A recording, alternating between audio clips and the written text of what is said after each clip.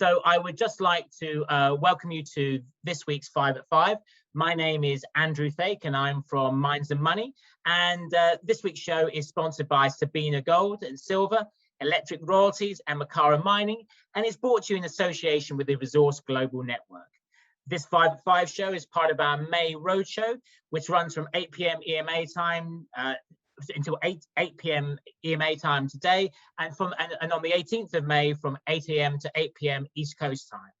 We have 70 miners and 400 investors attending. If you haven't signed up, please drop me an email afterwards. We'd be delighted to go and sign you up.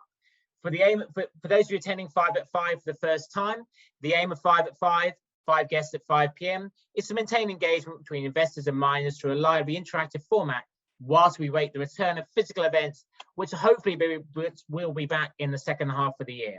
If you have any announcements before we start, to make it as interactive as possible, please have your video switched on.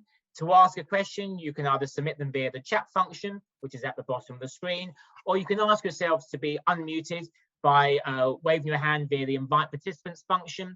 We will unmute you and you can then ask your question live. We'll also hopefully have a bit of time for a few polling questions as well. For this week's show, we have got a great lineup of guests. They are Aline, Carnizelo, Portfolio Manager at Parler Investments, Bruce Mcleod, President and Chief Executive Officer of Sabina Gold and Silver, Brendan Yurik, Chief Executive Officer of Electric Royalties, Grant Hendrickson, Director and Chief Executive Officer of Makara Mining, and Emily King, Principal of KWR Capital and founder of Prospector.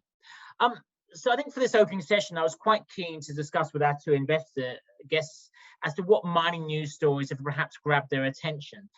Perhaps I could turn to yourself first, Emily.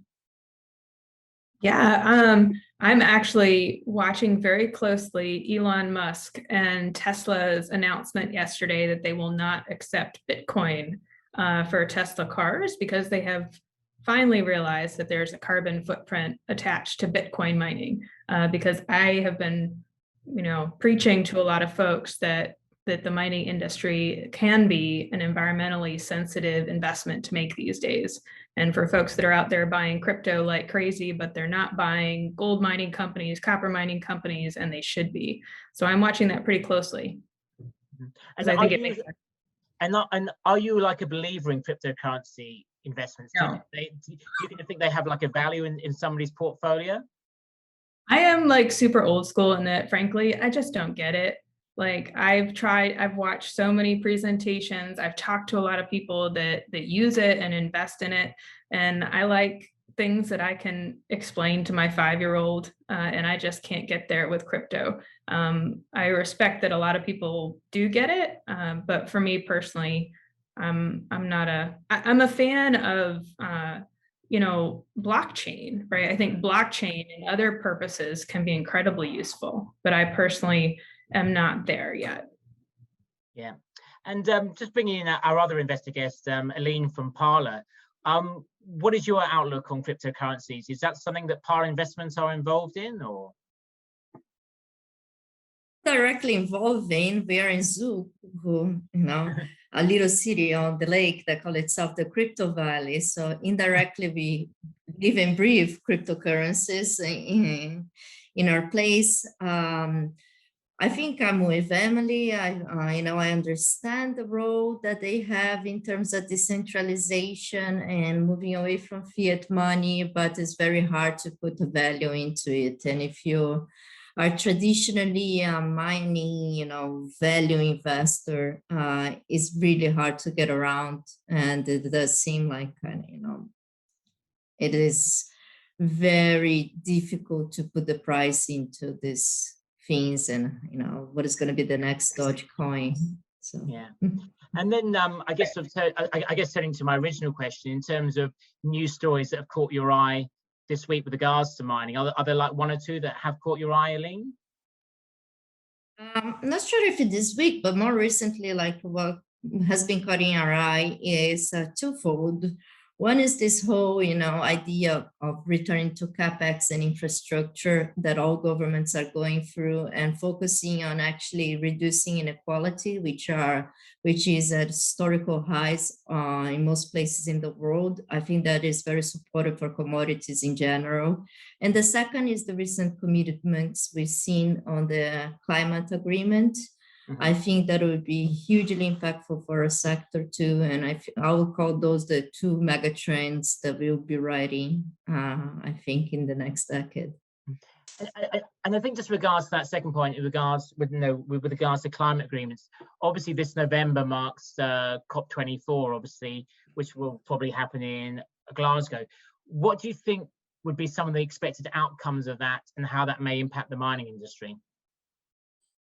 I think it's already quite impactful. I think it is not, I think the climate agreement is incredibly important because, it pushes through tangible targets, but I think overall the industry and the consumer is already moved in that direction. ESG funds continues to be the highest growth category of investment in the market. And it is real, it's tangible. The decarbonization it is the challenge of the century we have to tackle, and we cannot tackle that without mining. So I think it puts us in the center. Yeah, and then probably a follow-up question to both of you, perhaps to Aline first and then to Emily. In terms of the funds that you sort of work for, how have you sort of changed over the course of the last couple of years in order to, with regards to sort of ESG criteria and the sort of ESG questions you ask to mining companies before making an investment? I mean, how it sort of changed your end as to what you're doing now to maybe what you were doing a couple of years ago? Maybe to you first, Aline, and then to Emily. Sure. So Apollo has always been quite heavy on the ESG, and we've been I think the first fund that started looking into the electric mobility back in 2015. So I think this has always been quite the focus of the fund. So it hasn't dramatically changed from that because we're there from the beginning. What it does is it evolves and it grows. So for example, we are now a signatory of the UN PRI as, sustainable investments. And we have now formal reports we have to make that before we didn't have formal commitments, but the due diligence, the companies that we work with in terms of the consultants that analyze the assets, it's just work that's been growing, becoming more important, but was there since the beginning, I would say. And for yourself, Emily?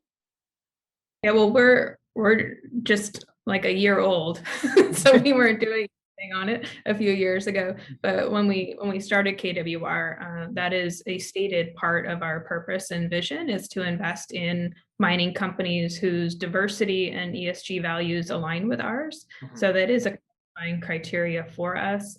It's one of the first questions that we ask companies, at least to understand where they're trying to get to or what their plan is, especially if they're a junior or, maybe are putting those plans in place, make sure that we understand how that will develop, partly because we think it's the right thing to do, but also because we see tremendous additional value in companies that are focused on those issues. And I think the opportunity, for example, with critical minerals and minerals required for environmental initiatives, I mean, you've got to be paying attention to what that market means if you're in the mining industry right now. And are there any particularly critical minerals that you are particularly bullish on? I love copper, which is not the sexiest critical mineral that everybody wants to focus on, but I think it's the most critical mineral for all of these initiatives moving forward. But I like the other ones. They're a lot of fun. I've done a lot of work with rare earths, really familiar with lithium and cobalt. But personally, I think for the big picture, copper is going to be kind of that, the super tanker that's turning, right, based off of the need. Yeah. And then for yourself, Aline, are there any kind of commodities that you're particularly bullish on at the moment? Well, I mean, this is our main focus, is investing on the new energy supply chain. So the work is quite deep down in understanding. Outside of the main ones, I think manganese will start being talked about more, for sure. You'll start, joining the table. Obviously, nickel is out there as, it will have the most impactful bottom line. I think vanadium as well is quite interesting. The role of stationary batteries, but also, the quality in rebar and what it means for, the sustainable construction, which is also what we look at. So we have a broader view of what, decarbonization means. For us, is obviously the most obvious, you got your, renewable supply chain and your EVs and so on, but it's also building more sustainably, and there are very niche metals that goes into like, air conditioning, that is more energy efficiency, glass that is more energy efficiency. It's all about also energy efficiency as much as it is energy generation. So we look into the entire chain, I would say. Okay, thank you. Okay, thank you very much. Definitely lots of good sort of commodity investment themes pointed out by our two investor analysts that I would probably humbly suggest are much more worthwhile looking at rather than cryptocurrencies. So my sort of sentiments are definitely very similar to Emily's and to Aline's when it comes to cryptocurrencies. So let's move on to the first mining update of the show. We'll just bring up his slides now. Bruce Mcleod is President and Chief Executive Officer of Sabina Gold and Silver. Sabina Gold and Silver Corp's vision is to maximize shareholder value by becoming a premium gold producer through the exploration, development, and mining of precious metals assets in politically safe mining jurisdictions. Bruce, how are Sabina looking to achieve this? Well, I think we've gone a long way to be able to deliver on our mission statement. Back River is our primary asset in southwestern Nunavut. And if you can advance the slide for me, please, Kelvin. To the next one, to our assets is we have been continuously evolving and advancing our Back River project. It's now one of the largest gold resources in a development company that is independently owned. We're over 9.2 million ounces at over 6 grams. These are amongst the highest grade open pits in the world of size. It's district scale. All of our deposits are open. Our finding cost has actually been very low. Since our last resource update, we've added an additional 2 million ounces, and our all-in finding cost, despite our location, is sub $25 Canadian an ounce. This project is permitted in a Tier 1 jurisdiction, construction ready, robust economics on a recast feasibility that we put out early this year, with a net asset value after tax of over $1.1 billion Canadian and a 28% internal rate of return. And also own a very valuable royalty on the Hackett Silver property, and that is an asset owned by Glencore, a zinc, silver, copper, gold asset. And that royalty is 22.5% of the first 190 million ounces of silver produced, which is effectively the resource, and 12.5% thereafter. And of course, assets are certainly don't have the value unless you've got the partners and the people to be able to develop them. And again, we're an experienced management team. We build mines and done that very successfully in similar climates and areas in Canada, and certainly have very supportive strategic and institutional shareholders, and certainly from the social portion of ESG, a very strong community alignment. The Kitikmeot Inuit Association, which is the landowner in and around our project, we have got a 20-year renewable Inuit impact benefit agreement. And of course, catalyst going forward to continue this process is we continue to detail engineer. We'll be able to deliver what we think is a fixed price lump sum bid for the major construction of the plant, process plant, truck shops, etc. And along with the debt package, we expect to be able to deliver early in the second half of this year, and continued exploration. So all in all, certainly great assets, world-class, experienced partners, and a number of catalysts moving us forward. If you can go to the next slide, please, Kelvin. In our feasibility, again, initial capital cost of 610 million Canadian, a 15-year mine life, producing 287,000 ounces a year for the first 5 years, with several years at or close to 300,000 ounces a year. Again, a very significant benchmark. All-in cash costs, including sustaining and reclamation, of 775 million or $775 US an ounce. And again, a very short payback of 2.3 years. If you look at the sensitivity to gold price and to exchange rate, again, a project that, given where we think that gold is likely heading, a project that is not only very robust today, but will be even stronger going forward. And next slide, please, Kelvin. There are a scarcity of shovel-ready gold projects.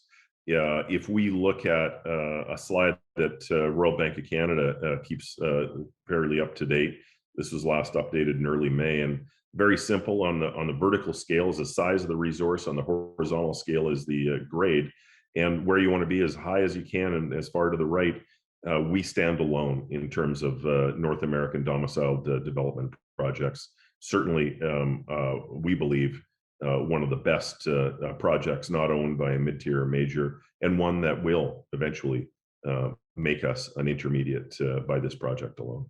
So I think a fairly short and concise update, and would be more than happy to answer questions as we go forward.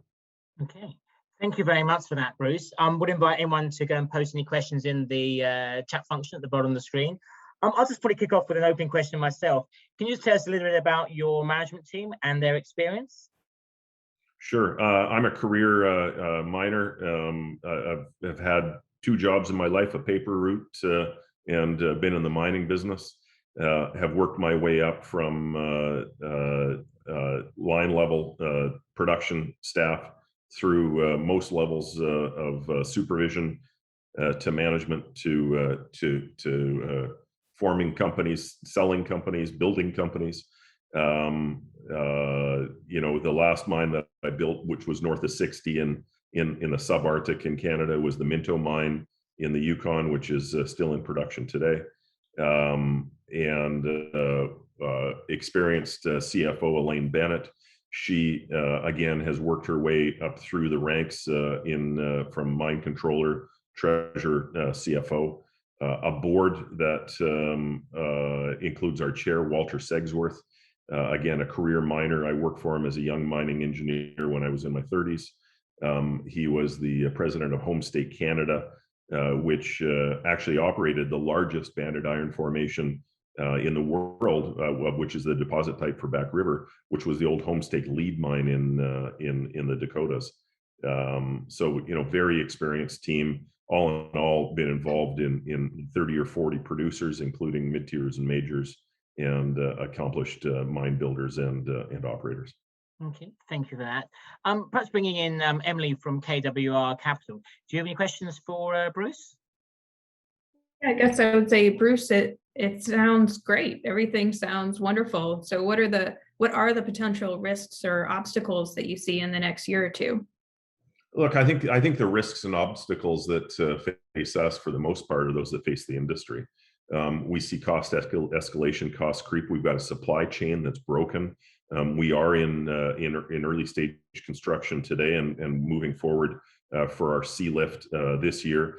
A lot of the equipment that we purchased, we found that in the last 6 months to a year, delivery schedules have stretched. You know, one thing that you know, we need about 300 shipping containers on a construction basis, about 600 annually in operations, and the price of shipping containers with COVID has gone from about $2,200 to today on spot, $6,500 to $7,500 per. So when people are talking about lack of inflation, I think that inflation is certainly out there. We're lucky where we're domiciled in Western Canada that a lot of those experienced people have been actually displaced from the heavy oil industry in particular in Northern Alberta. So we are lucky that we have access to tradespeople, plumbers, pipe fitters, electricians, instrument techs, people like that you generally in periods of inflation are more difficult to find. The biggest challenge for us is certainly infrastructure and logistics. It's a project that when we acquired literally had no infrastructure. And we've been very busy and spent a significant amount of dollars in building that infrastructure. We built our port facility on the Arctic coast. From that port facility, we move all of our equipment in by winter ice road to site, which is about 172 kilometers. Have built that, again, self-performed. That was our team, our people, and building that. Airstrips, camps, have recently put in an extension to our airstrip so we can bring in Hercules heavy lift aircraft. That infrastructure and logistics is a big part of our project and something that we spend an awful lot of time and effort making sure that we get it right, because with a seasonal sea lift in those 3 months of ice-free shipping, if there's things that you don't get on that ship, it either means you've got to break them down to fly them in or wait 12 months. And either one of those doesn't bode well for projects in the long term. So, that I think is the flip side to the project. The other being, these are the highest grade undeveloped open pits, gold open pits in the world. And we look at other operators in the Arctic and double the grade of some very successful mines in Nunavut. You can mitigate a lot of risk at that grade. You know what? At the end of the day, when you look at your cost per ounce, is the numerator is what your grade is. And I'm third generation miner, and as my father used to tell me, grade overcomes all, and that certainly is the case today still. Yeah, grade is king, as they say in the business. Aline from Parler Investments. Do you have any questions for Bruce? Yes, we're talking about this, the challenges of ramping up. Could you just detail what the next 1-2 years looks like? Well, we are all of our long lead time items for this year's sea lift have now been purchased. If pending our project finance package, which we expect to be able to deliver to our shareholders early in the second half, we can see ourselves in full scale construction next year. So a lot of those long lead time items we've been able to raise equity to purchase to make sure that we can actually keep our projects on schedule, which over the next 2 years would mean first gold pour in December 2023. So again, 10 years on the project. It was we continue to increase the size of our resource. Again, we're fully permitted through feasibility, about 65% detailed engineered today, and ready to make that production decision. And a lot of those pre-construction civils, a lot of the de-risking in terms of our logistics and infrastructure have been built behind us. It's really that final step on finance and build. Okay. Thank you very, very much for that. We'll definitely be returning to Bruce later on in the show. But from gold and silver to a royalty company with an interesting commodity thematic that is different to most royalty and streaming companies. April 2021 has been a huge month for the mining, royalty and streaming sector, with the average share price up a massive 9.5%. An incredible 78% of mining and royalty streaming companies saw positive share price movement in the month of April as the market rallied behind the sector. Here is Brendan Yurik, Chief Executive Officer of Electric Royalties, to tell you why you should be considering his company. Over to you, Brendan. Thanks, Andrew.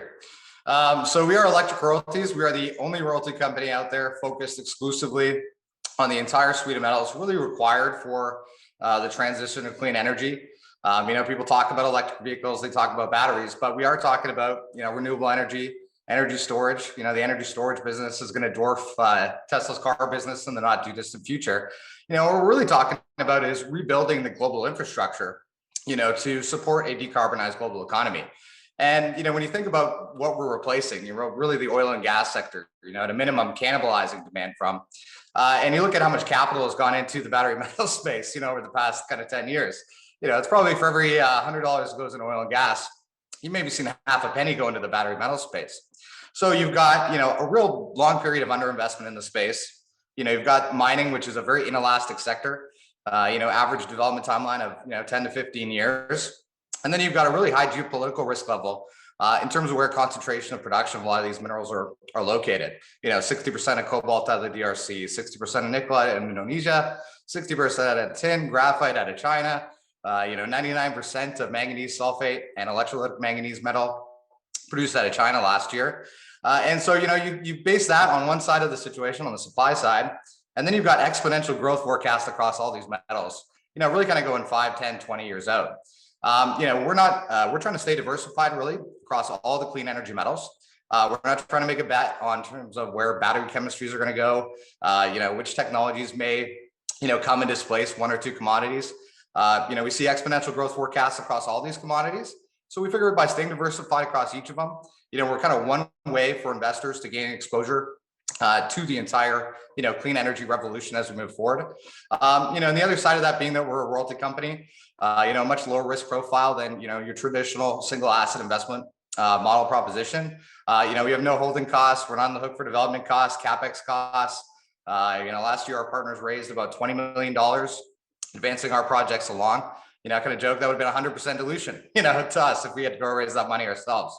And so, there's a lot of different benefits to that, but really the key one being that not only are we diversified across all these clean energy metals, we're also diversified across assets. And so, where are we at today? We just went public middle of last year.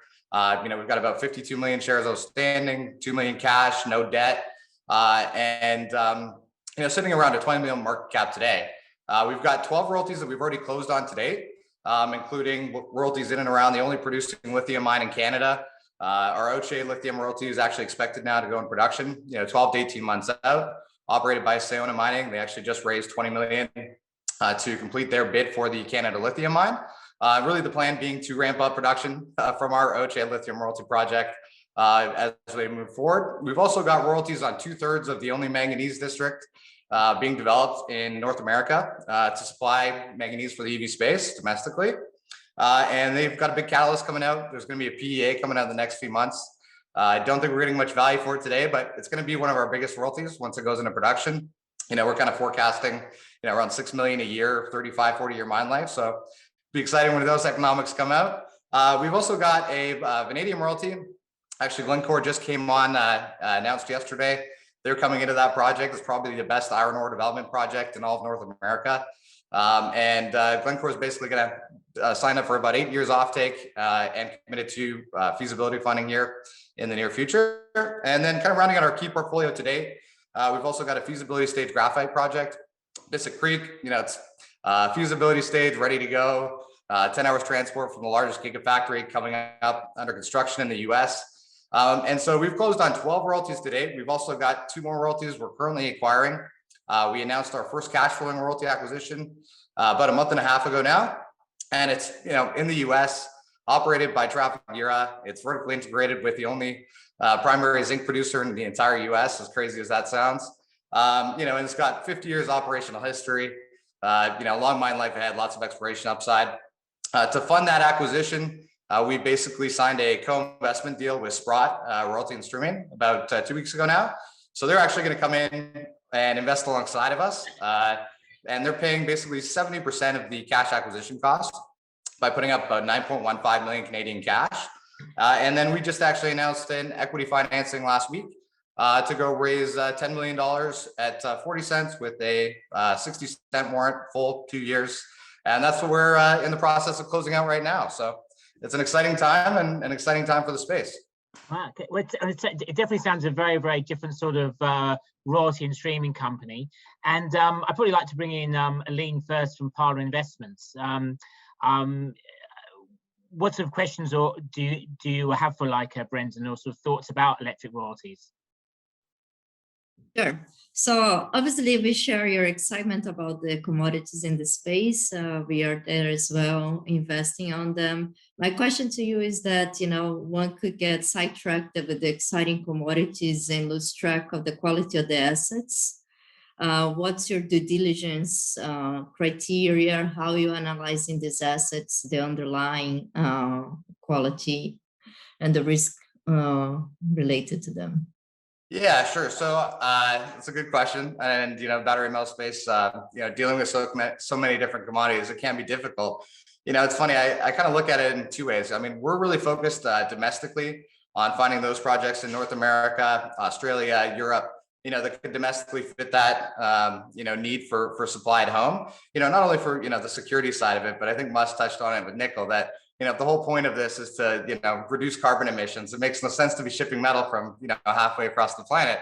So having a domestic source supply, is critical. And when you look at the number of opportunities or projects within those areas that could actually fill that, like I said, we've got, 2/3 of the only manganese district in all of North America being developed.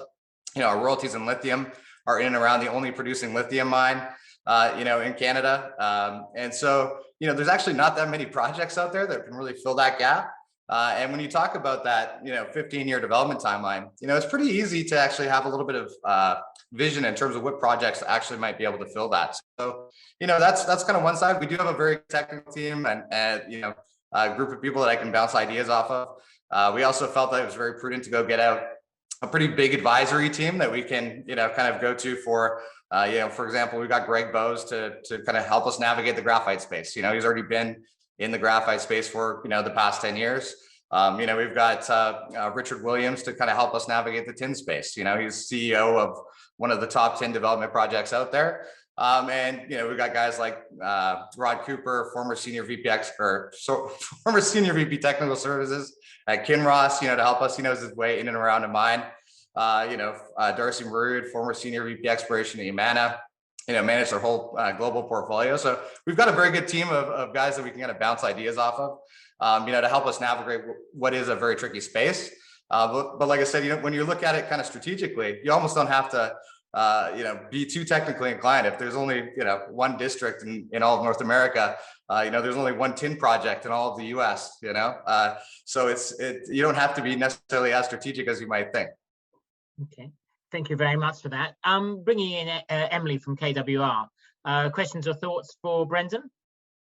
Yeah, so Brendan, I'd be interested to hear your thoughts on, other than of course, the environmental benefit of investing in these minerals, what is your company's ESG and diversity policy?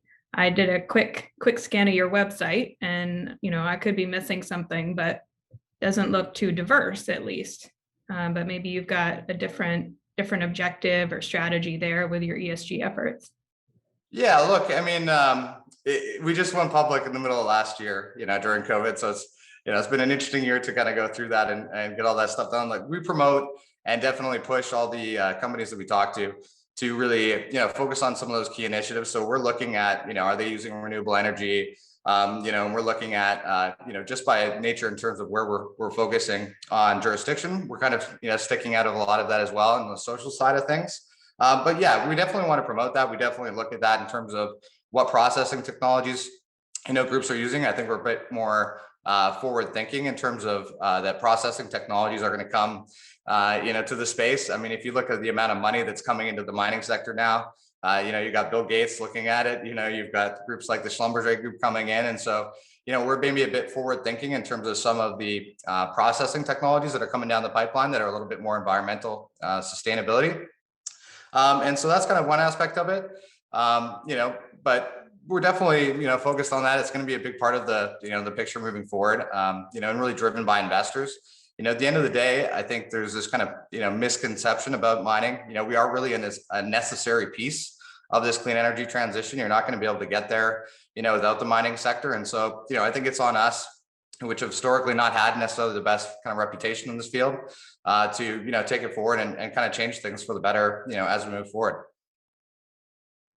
Okay, thank you very, very much for that. I think in the interest of time, we need to move on, but you'll see in the chat box there, Brendan, there's a question there about zinc batteries. Oh yeah, So yeah. Well, The only bet that we make on the battery for the metal space is that we're always going to try and use cheaper metals if we can.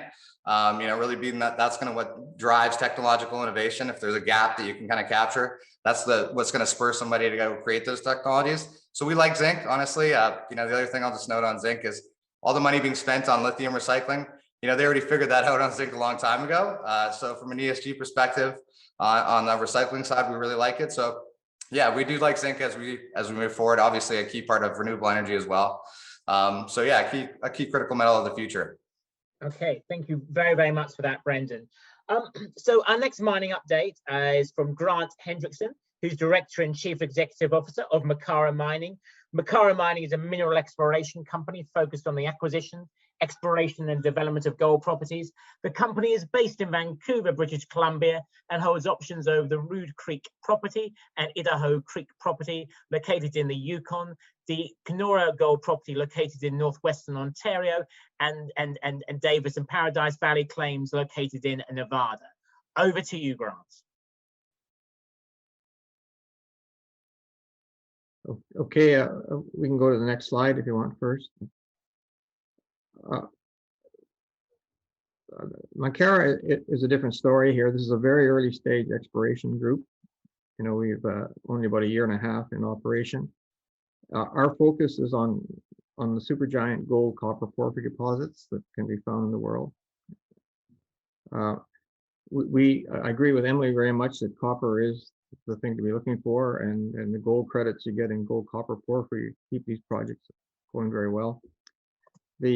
My experience has largely been on the OT deposit in Mongolia, which is one of the supergiant porphyry gold properties in production now in the world. I've seen the impact on Mongolia that mine has had. There's the problems with the relationship with the government there, but eventually those will be resolved. It's a money issue, I think. But in talking about Makara, this is quite different than what you listened to before, and I think this may not be the correct venue for this, but this is what it's like for a junior company. You get guys who have experience with these types of things. We've dealt with the majors most of our lives. We know what they like. They want properties that have a 50, 100-year mine life. They want to mine at a huge rate, like 350,000 tons a day. So you can't approach them with projects that are 10-year life or 5-year life or things like that. They're just not going to talk to you. This is what they want. And so we're just focused on that. And we've identified, after looking at over 100 properties, this property in the Yukon we call Rude Creek. It's focused on Rude Creek, but the property size is 85 square kilometers, so it's quite a large area. Rude Creek is just the creek below. It has placer operations. All the creeks in this area have placer operations at the lower level for gold. We also, the project like this has got a problem in that it's a northern project. You have problems with the infrastructure. There's no roads to this area, although the government has decided, in conjunction with the Yukon government, the federal government, and the local First Nations people, have agreed on a resource road, and it's finally under construction now. So there will be a road up to this area, and an airport will be built down in the valley here in a few years. There is one large deposit been found in this area that's certainly the focus at the moment of the development and the resource road. But these porphyry copper deposits like this don't occur singularly. They're usually along a belt, a structurally controlled belt. And in most parts of the world, if you can figure out the structural control, you'll find all the deposits. And that's what we're actively doing right now. And in the picture, you see some very small drills working, but they can drill to 200 meters, called reverse circulation. We bring chips back and we can assay. And the signature, the geochemical signature of a porphyry is quite well known. And so we're watching for that as we explore along the structure. What we've learned in 1 year so far is that we got to also put a proper core drill that can drill a kilometer or kilometer and a half, because the target widths are 500 meters at times, up to 800 meters. So we need big drill holes, and then you get into bigger permitting problems and a lot of other issues, but the project merits are there. Our problem though with the Yukon though is the northern climate. So we also look that another area that we like, Nevada, is a very good mine jurisdiction. And so we can get permitted there if we found something. And so we started searching there, and we came up with a property that we think has potential for a major gold copper porphyry system there too. And so we're developing that project. The two will work in tandem. We can work in Nevada year round. In the Yukon, we're in the exploration phase, we're stuck to a short summer season.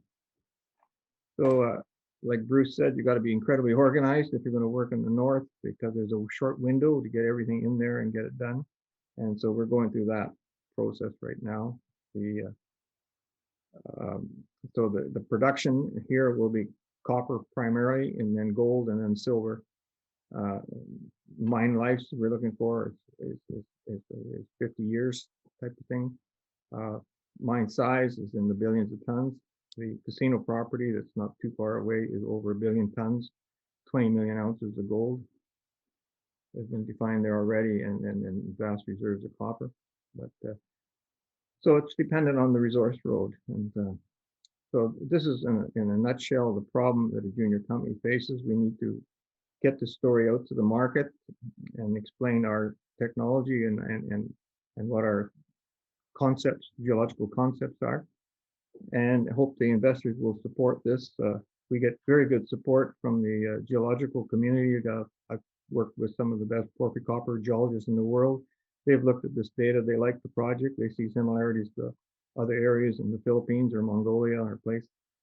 And so I think it's an excellent project for investors, but they'll have to make their own judgment. We're very far advanced on major private placements, and a project like this will require, with the Yukon and Nevada, will require about $5 million a year to be spent for the next few years to get it to a level that would interest the majors. That will probably take it further. And there is a First Nations issue in particular in the Yukon. The First Nations people have their own lands now, and we try to engage with them. It is a difficult thing, though. It's we'd like to work with them. We could train them as geologists or field technicians or camp people. There's many jobs they could do, but the engagement process is very difficult with First Nations. We find they don't return calls, and they don't reply to emails very often. So it's a long process to get them involved. And as we're only a year and a half into the project, we haven't made too many inroads with the First Nations people, but they join us. Their First Nation reserve is on one side of us and on our east side. And so we hope that we will get them engaged. There's certainly a lot of room for them to participate in this project in many different aspects, from camps to road building, anything, drilling. Drill companies would like to employ them too. And the project in Mongolia, when we went out there, was all expat drillers, and they started training Mongolian drillers, and now there's Mongolian drillers working on mining projects all over the world, simply because major drilling made the effort to train them. So, just on the Mongolia project there, Grant, I understand you've got a really good relationship with Robert Friedland. Could you perhaps just tell the listeners a little bit about that relationship? Well, I met Robert out there. I was doing imaging. My role when I first went out there, I went out there for 6 weeks. They had a technical problem they wanted me to solve. I worked on imaging, and we realized the shallow stuff that was being drilled wasn't the rain event, that there was a much bigger system that was the key to the project. And Robert was very good at picking that up. Probably he funded the project immediately, and we started bringing more drills and more geophysical equipment in, and a big team. The geophysical team went up to about 40 people. And we worked nonstop for several years, defining the 18-kilometer strike length of the deposit. At that time, we got it up to 23 drills working at one time on one property. And anyone who's worked with Robert will know how dynamic he is. He's the chairman of the board and CEO, but he'll come up to you and his breakfast and ask you how he can help. And so his ability to raise the money, which was probably spending $20 million a year on exploration for several years, was the key to the discovery of the OT deposits. Without that vast amount of drilling, we wouldn't have developed that resource, which is in the billions of tons. Okay, thank you for that. I'm bringing in Emily from KWR again. Any sort of thoughts on the project or questions for Grant about Makara mining? Well, I do love porphyries. They're my favorite, so I find that very encouraging. And it's rare to have a geophysicist. I know you're a geologist as well, but it's a great advantage to have that capability in a leadership role. But how do you envision building out your team as the company grows, as the project develops? You're going to need a lot, like you mentioned, with the problems you're having getting access to the First Nations community, other challenges. How are you going to go about doing that? That's a slow process, but we're underway. We're acquiring the latest software. Software is very expensive, and you need the people who can use that software effectively. So we're slowly building that up. There's 2 of us last year. There's about 6 of us now. It's going to probably double every year. I can see we'll probably use contractors a lot because we're still in this COVID world, and there's a lot of, I should have mentioned earlier that we're only working in places where there's a huge talent pool of drillers, geologists, all the people who need to do exploration work. You don't have to bring experts into Nevada or the Yukon. And if you do, it's on a very restricted basis. And so that's one of the things we do. We'll develop big relationships with contractors right now, but at the same time, we'll slowly build our own team. And simple things like we already need bigger computers. Last year, we're dealing with megabytes of data. Now it's several tens and tens of gigabytes of data already. So you can just see this thing growing. And then the software to handle all that. And we need to do that in-house too, because even though you're using consultants, you got to evaluate those consultants. And it's figuring out who the best are in the world. And one of the things Friedland was very good was picking out the best in the world, and he brought them all to site. So I got to know a lot of the very good people in the world who understand porphyry coppers very well. And when you put them all together on a camp in the middle of the Gobi Desert, they tend to talk a lot to each other, and we all learned. And the discovery of OT was a journey of discovery for everyone in their personal lives, and the discovery of the actual deposit. And for Mongolians, it was awakening to the world. They realized they had a world-class, super world-class deposit, and they're learning to come to terms with the financial aspects of that. Okay, and then just bringing in Aline from Parla. Do you have any questions for Grant? Looking to your presentation, it's unclear to me what you're asking from an investor perspective. What kind of investor are you looking to have in, what kind of participation and engagement you're looking to attract, and at what values? We're looking for investors who understand porphyry copper deposits, and there's a lot of them in the world. Friedland would fly a plane load of them about every 6 weeks for about 6 years, and I did presentations to many of them.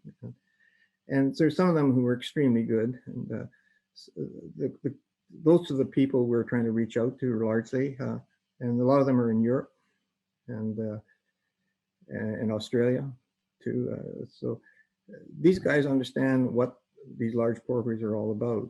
When you're mining at 350,000 tons a day, and you're going to do it for 50 years, it's an incredible event. And so just if we can reach to those people who understand what the potential is, they'll invest in that. It's going to be pretty hard for maybe the average analyst to understand, who hasn't really visited some of these properties, but it is a big demand, and they have to then believe on the team. And you have to look at people who've been on these big porphyries, and then you have to employ those consultants writing reports on the property. And we have about 6 reports now by very good consultants and engineers that all support the exploration efforts. So. Okay. Well, anyway, well, thank you very much for that, Grant. That sounds a fantastic sort of project. And again, we've had really 3 great projects that are presented during the course of today's 5 at 5. I'd now just like to get up a closing polling question on the screen. So I can ask my co-host, Kelvin, if you can just bring the polling question up and just see if we can get our audience to vote.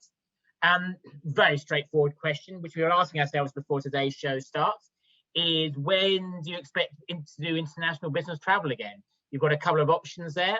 Q2 2021, which is already now, Q3 2021, Q4 2021, Q1 2022, or maybe you're already doing business travel.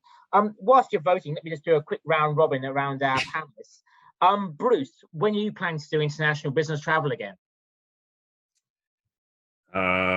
Yet to be determined. Yeah, I'm probably as bulletproof as you get. I've had COVID and I've been vaccinated, but still, you know, I think that at the earliest would probably be in the fourth quarter of this year, and more likely next year. Okay, Brendan. Yeah, I mean, playing it by ear, obviously a little bit. I would like to get back out there. I do miss, you know, meeting people in person. I don't think you can really replace that. Although, you know, these video calls are great. But, you know, I'm hoping the next quarter, you know, kind of Q3, that we'll be able to get back to a little bit of normal. Okay, Aline. Yeah, first quarter, I'm hoping, but I think more likely first quarter of next year. Particularly, you know, the visits and tours to China, which tends to be quite interesting for us, as well as the diligence visits. Sure. Emily?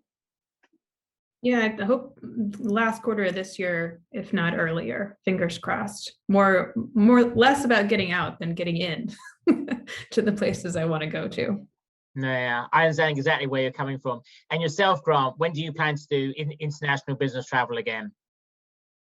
Slowly, I personal view on conservative, I would think a couple of years. I think there's going to be some setbacks, and there is some talk of vaccine failure at times too. So, I think we got to watch. It's too quick.